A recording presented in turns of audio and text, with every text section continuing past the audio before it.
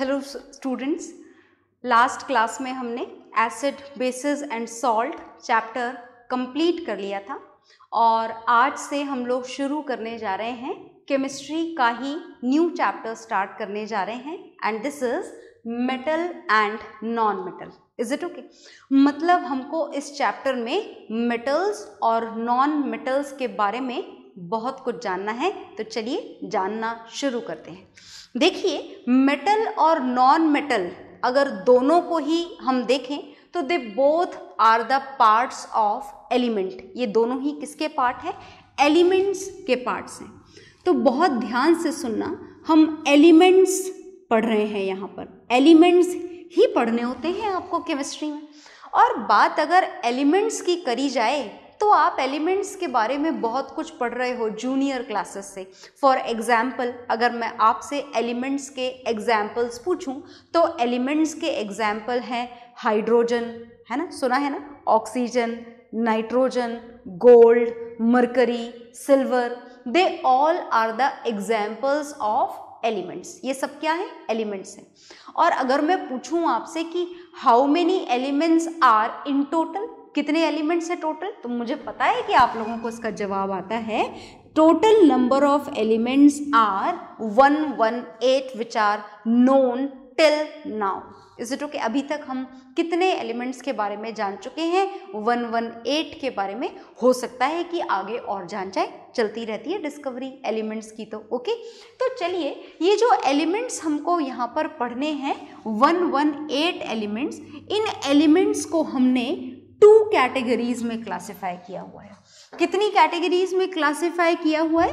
2 categories में classify करा हुआ है। बहुत ध्यान से सुनना, ये जो 2 कैटेगरीज आपको एलिमेंट्स की पढ़नी है वो ही हमारे चैप्टर का टॉपिक है। फर्स्ट इज मेटल्स और जो सेकंड कैटेगरी आपको पढ़नी है this is non metals.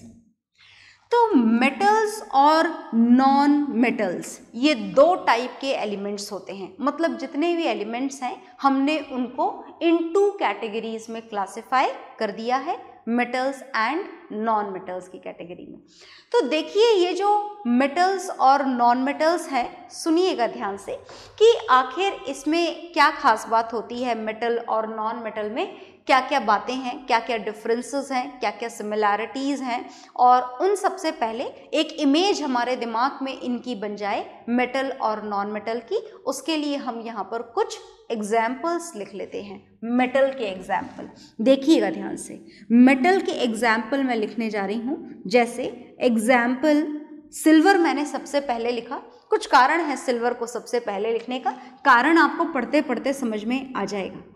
Symbol of silver is Ag। Next example of metal is mercury.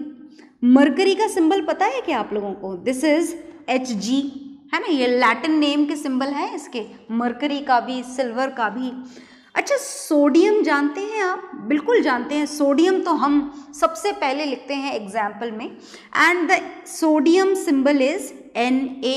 और कोई मेटल जो जाना पहचाना हो बहुत, this is gold and the symbol of gold is Au।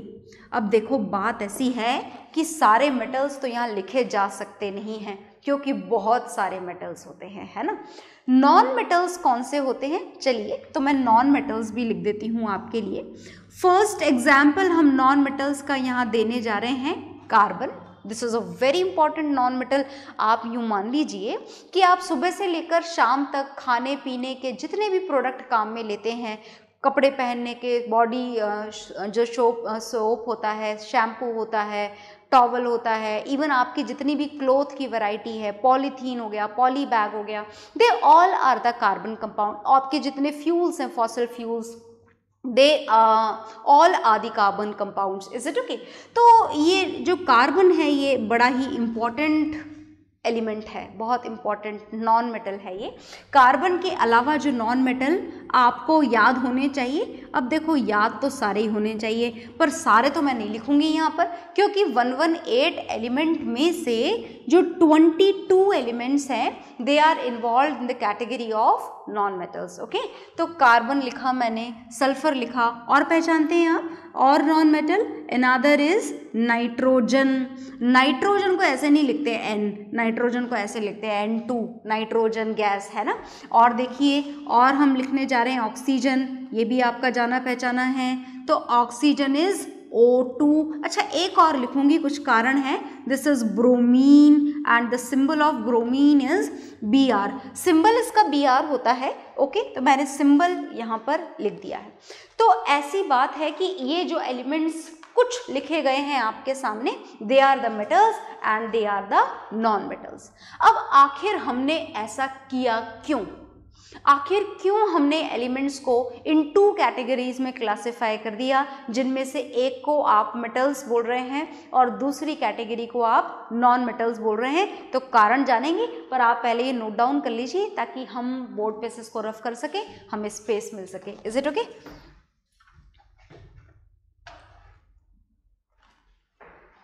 तो आपने ये नोट डाउन कर लिया होगा, और अब हम फाइनली सारी चीज़ों को एक साथ पढ़ने जा रहे हैं। हम मेटल और नॉन मेटल के डिफरेंसेस भी जान लेंगे, इनकी फिजिकल प्रॉपर्टीज़ भी जान लेंगे।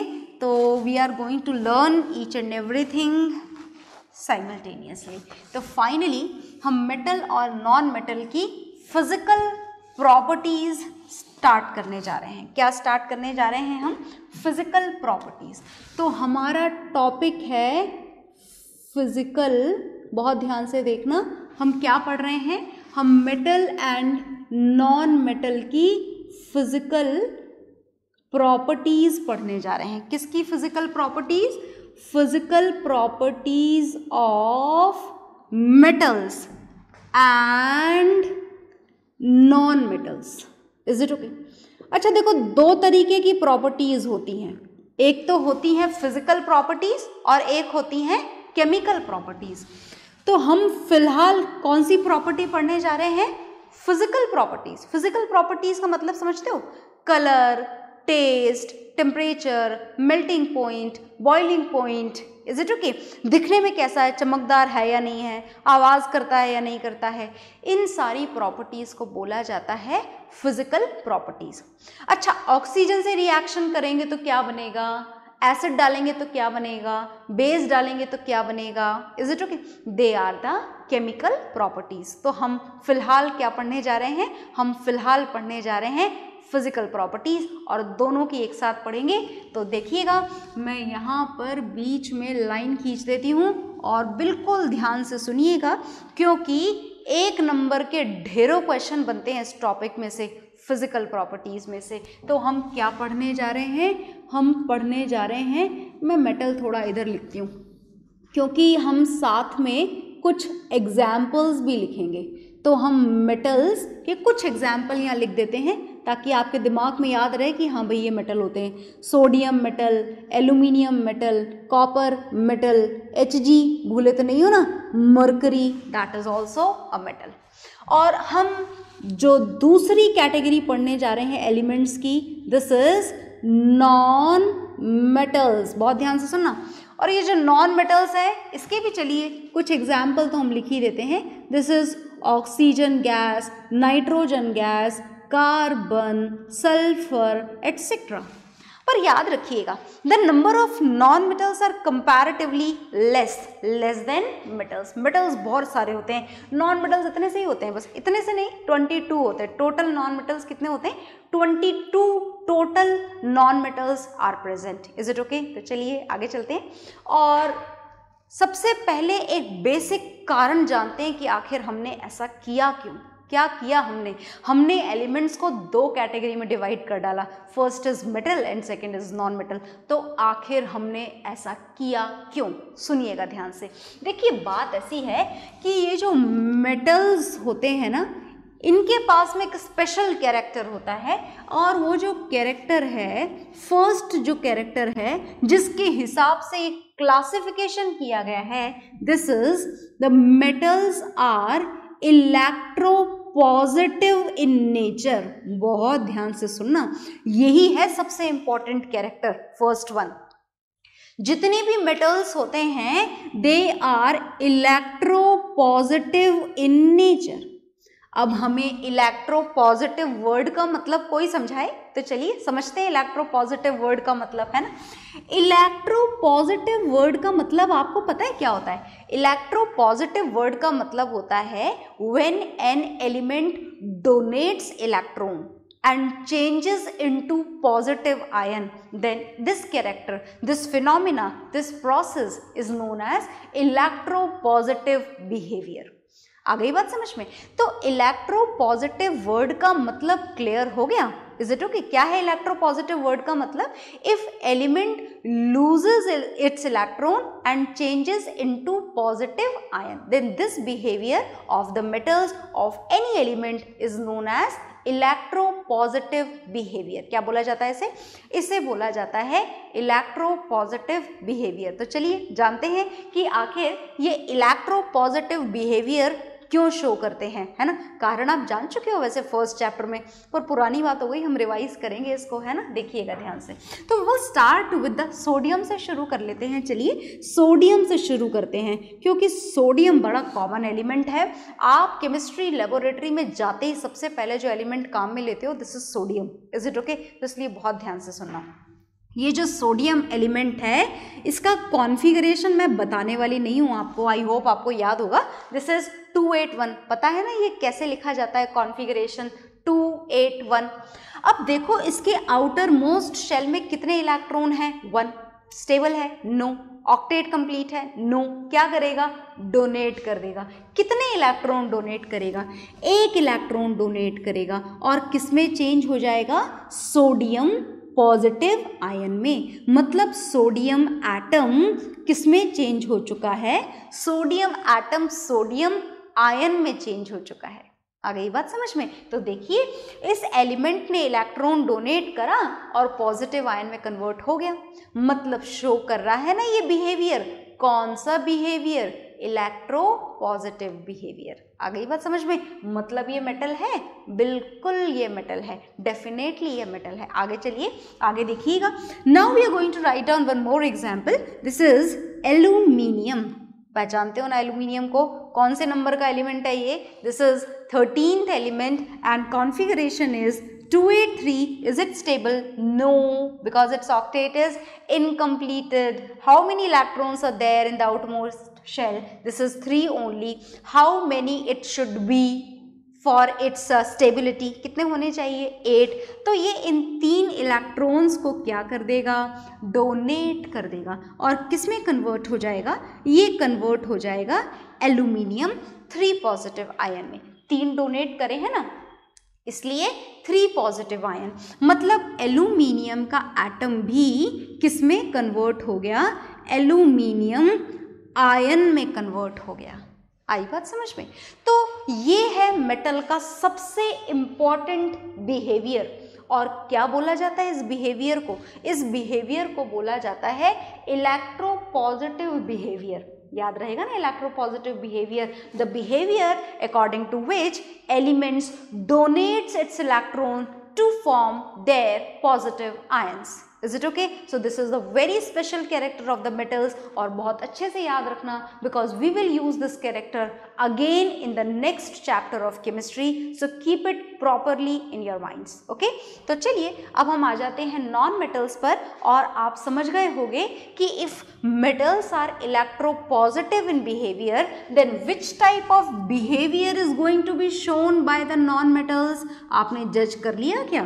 कर लेना चाहिए आपको जज कि नॉन मेटल्स कौन सा बिहेवियर शो करने वाले हैं? नॉन मेटल शो करने वाले हैं electronegative behaviour. They are electronegative in nature. कैसा नेचर होता है इनका? इलेक्ट्रोनेगेटिव। क्या आप समझते हैं इलेक्ट्रोनेगेटिव का मतलब? समझते हैं तो बहुत बढ़िया बात है, और नहीं समझते हैं तो सुन लीजिए। इलेक्ट्रोनेगेटिव बिहेवियर का मतलब होता है कि नॉन मेटल्स जो हैं वो क्या करने वाले हैं? गेन।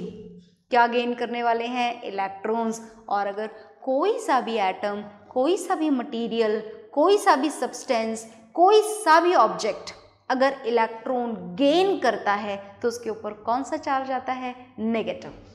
मतलब जो नॉन मेटल्स हैं they usually, some exceptions are there, इसीलिए मैं वर्ड यूज कर रही हूँ, they usually gain electron to form their respective negative ions. Is it okay? चलिए तो हम आगे बढ़ते हैं, कुछ एग्जाम्पल्स जानते हैं इसके, सुनिएगा ध्यान से। We will start with the example of oxygen, as this is very important element, right?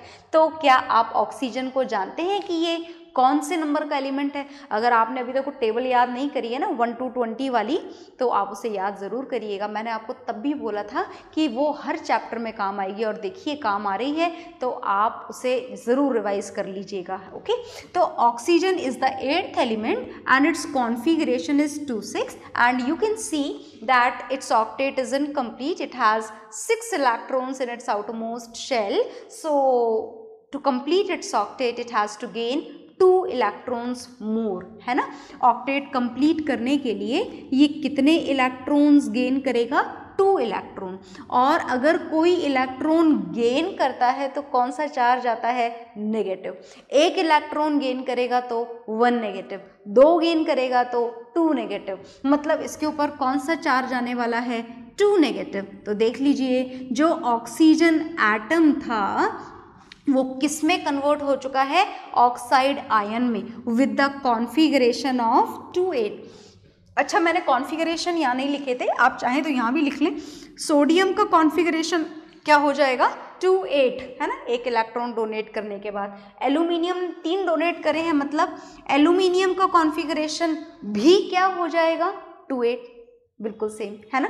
इधर आ जाइए, एक और एग्जाम्पल हम लिखते हैं यहाँ पर, आप जो चाहें वो लिख सकते हैं। मैं यहाँ पर क्लोरीन का एग्जाम्पल लिखने जा रही हूँ, so look here very carefully. Do you know the atomic number of chlorine? I hope you all know about it, and its configuration is 287। क्या होता है इसका कॉन्फिगरेशन? 287। स्टेबल है? नो।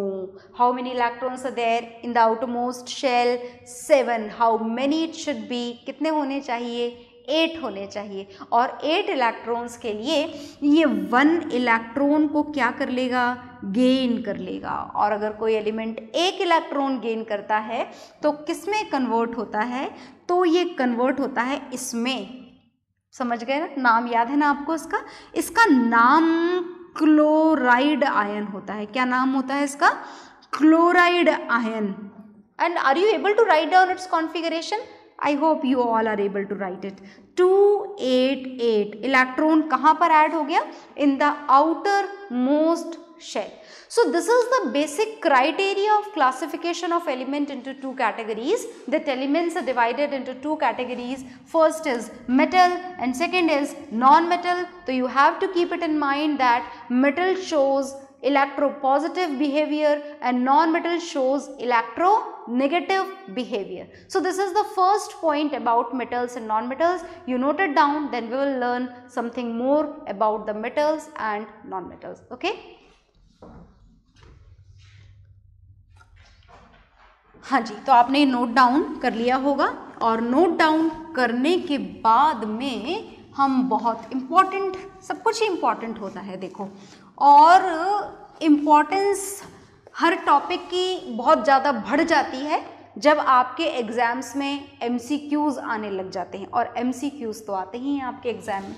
तो when we are going to exam in the MCQ form, then any point can be there in the form of question. कोई सा भी point आपसे पूछा जा सकता है, कहीं से छोटी सी लाइन से जो छुपी हुई होती है कहीं पर, उससे एक क्वेश्चन फ्रेम कर दिया जाता है।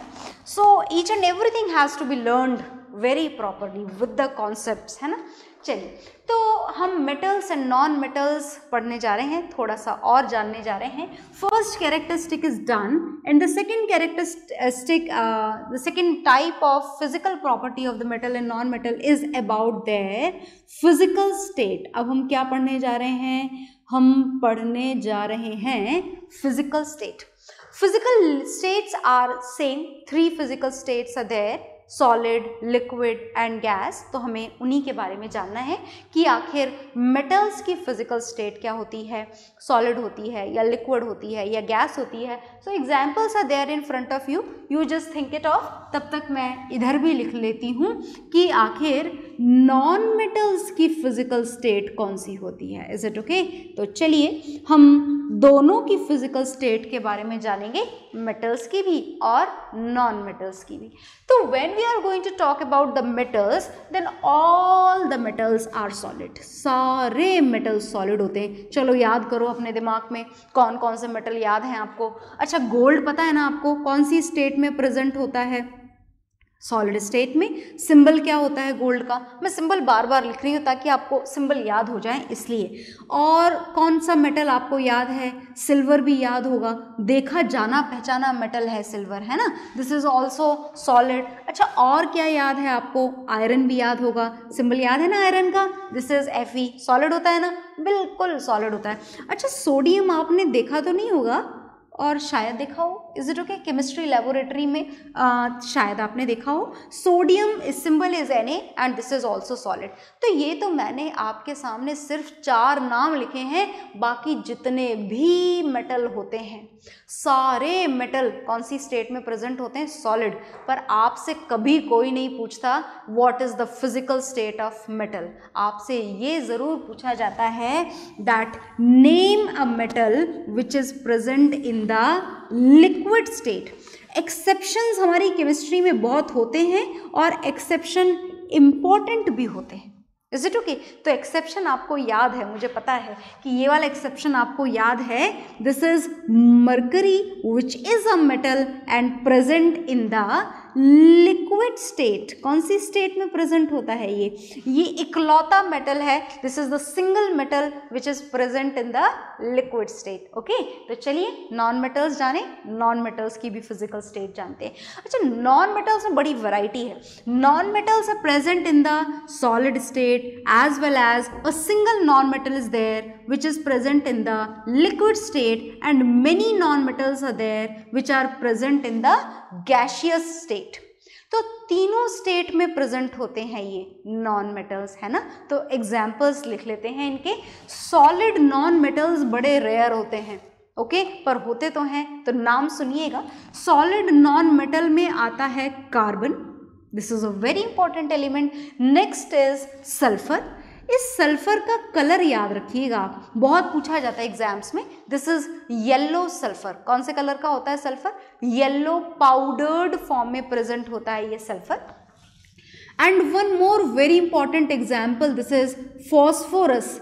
इस फॉस्फोरस की इंपॉर्टेंस एक और कारण से है, पर कारण मैं आपको थोड़ी सी देर बाद बताऊंगी। सबसे पहले आप इसका एक्सेप्शनल एलिमेंट जान लीजिए। यहाँ पर हम बड़ा सा ब्रैकेट बॉक्स बना देते हैं ताकि आपको याद रहे कि ये एक्सेप्शन है।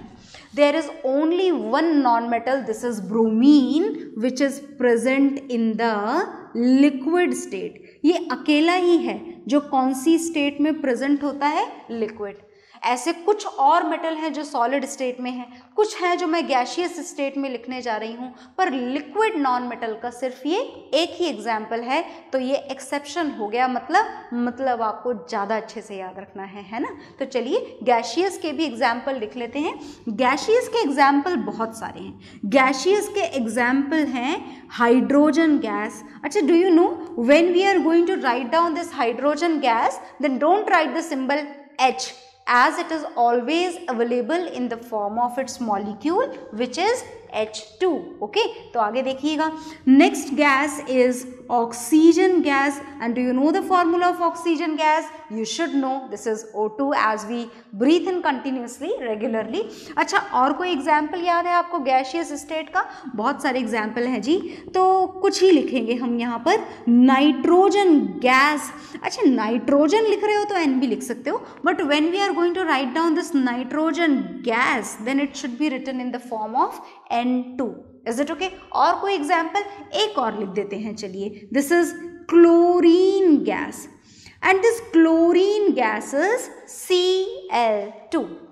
आ गई बात समझ में? So this is the physical state of metal, this is the physical state of non metal. Okay, अब मैं नेक्स्ट कैरेक्टर आपको बताने जा रही हूँ, बड़े ध्यान से सुनना। This next character is malleability. क्या आप जानते हैं मैलिएबिलिटी का मतलब क्या होता है? मैलिएबिलिटी का मतलब होता है कि अगर आप किसी चीज़ को ऐसे हैमर से मारो, हैमर जानते हो ना, हथौड़ा बोलते हैं जैसे हिंदी में, इज इट ओके? अगर आप हैमर से किसी चीज़ को मारो और मारने के बाद में अगर वो टूटे ना, पतली शीट में कन्वर्ट होती चली जाए, then this characteristic is defined as malleability. So when we talk about the metals, metals are malleable. कैसे होते हैं metals? Malleable होते हैं. When they are hammered, then they changes into thin sheets.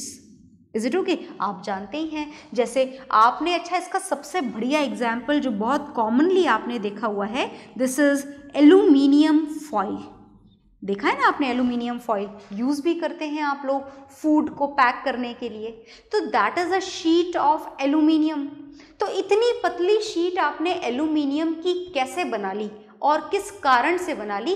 तो कारण क्या है? This aluminium is a metal and the characteristic by which it is change into thin sheet is malleability. अच्छा, और कोई एग्जाम्पल जो आपने देखा हो और खाया भी हो?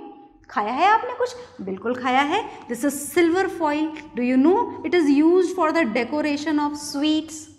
तो आपने सिल्वर की इतनी पतली फॉइल बना ली कि आपके लिए वो ईटेबल हो गई, है ना. तो कैसे हो गई वो? Again because of the same reason. Reason same है कि सिल्वर भी मेटल है और मेटल होने के कारण ये कैसी है? मैलिएबल है. Is it okay? आप इसकी कितनी भी पतली शीट बना सकते हैं. ओके, आगे आ जाइए. When we talk about the non metals, the non metals are non malleable.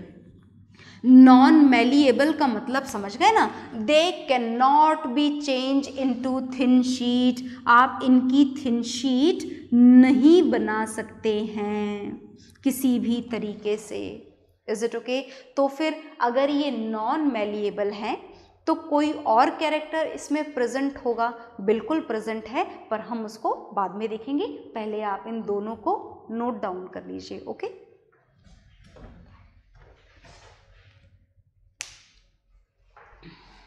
तो आपने ये नोट डाउन कर लिया होगा. इसके बारे में हमें बहुत कुछ और जानना है मेटल्स और नॉन मेटल्स के बारे में, but that will see in the next class. Okay, bye everyone.